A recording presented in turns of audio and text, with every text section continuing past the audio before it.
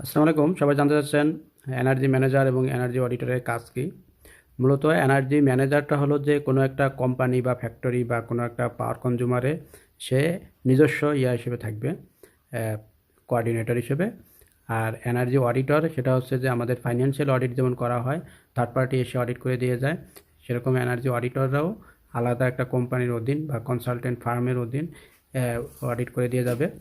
সেক্ষেত্রে দুইটারই যথাযথ মূল্যায়ন আছে। ম্যানেজারটা হলো যে আপনি যদি কোনো প্রতিষ্ঠানে চাকরি করতে চান, ভালো মূল্যায়ন পেতে চান, এটা হচ্ছে একটা সমন্বয়কারী পোস্ট। ম্যানেজমেন্ট এবং যারা ইউটিলিটি ইউজার আছে এবং যারা মেনটেনেন্স করে, দুই পক্ষকে সমন্বয় করে কিভাবে বিদ্যুৎ সাশ্রয়ী বা জ্বালানি সাশ্রয়ী করা যায়। শুধু নট অনলি বিদ্যুৎ, এটা গ্যাস, পানি সব কিছু মিলাই আর কি। তবে তার মধ্যে হচ্ছে যে আমাদের যে মডার্ন যে ইকুইপমেন্টগুলো আছে, অনেক কনভেনশনাল ইকুইপমেন্ট আছে যেগুলো হচ্ছে যে অনেক বেশি পাওয়ার লাগে। সাপোজ একটা এক্সাম্পল দিই, আগের যে লিফটগুলো ছিল, এই লিফটে কিন্তু অনেক বড় বড় মোটর ছিল, 30 ওয়াট 40 ওয়াটের মোটর ছিল। একটা মোটরে 30-35 অ্যাম্পিয়ার কারেন্ট যাইত। কিন্তু কনভেনশনাল যে মানে বর্তমান রানিং যে মডেল এগুলো আসছে, লিফটগুলো আসছে, এগুলো কম্প্যাক্ট একটা প্যাকেজ এবং খুব ছোটো এবং ব্রেকিং সিস্টেম সহ, যেটা 6 থেকে 7 অ্যাম্পিয়ার কারেন্ট নেয়। তো এরকম আমাদের যে চিলার আছে, আমাদের যে বয়লার আছে এবং এসি, যেমন এখানে এখন যে ইনভার্টার এসিগুলো আছে, এগুলো কিন্তু খুব কম পাওয়ার লাগে। তো এই জিনিসগুলোকে আপনাকে ফ্যাক্টরিতে বা ইন্ডাস্ট্রিতে এটা আপনাকে প্রয়োগ করতে হবে।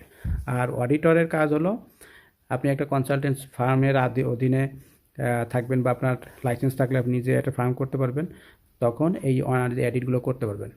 সরকারের একটা আছে যে প্রতি 2 বছর অন্তর অন্তর আপনাকে যদি এনার্জি অডিট করা না থাকে, সেক্ষেত্রে আপনার ইউটিলিটি বিল হয়তো কেটে দেবে বা এটা এক্সট্রা চার্জ করবে।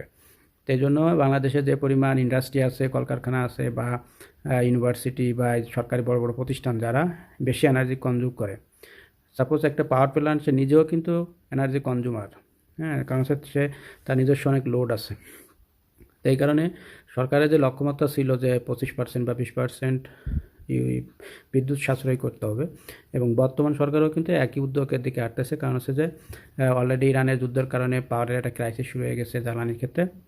এই জন্য অডিটরটা খুবই কাজে লাগবে। এবং এটা দেখা যাচ্ছে যারা রিসেন্টলি মানে প্রস্তুতি শুরু করবে বা যারা পাশ করবে, যারা আগে পাশ করবে তারা আগে সুবিধা পাবে। মানে ডেস্টিনির ওই হাতের মতো, যারা হাতের প্রথম দিকে থাকবে তারা সুযোগ সুবিধাগুলো বেশি পাবে। তাই এই জন্য হচ্ছে এনার্জি ম্যানেজার এবং অডিটর দুইটা আমি মোটামুটি বললাম। তবে ম্যানেজারটা পাশ করা তুলনামূলক সহজ। অডিটরের 4টা ফেজ থাকে, 4টা পরীক্ষা হবে, সেখানে এমসিকিউর পাশাপাশি লিখিত পরীক্ষার গুরুত্বটা বেশি। আর ম্যানেজার হচ্ছে 100 মার্কের পরীক্ষা হয়, যেখানে 80 মার্কের এমসিকিউ,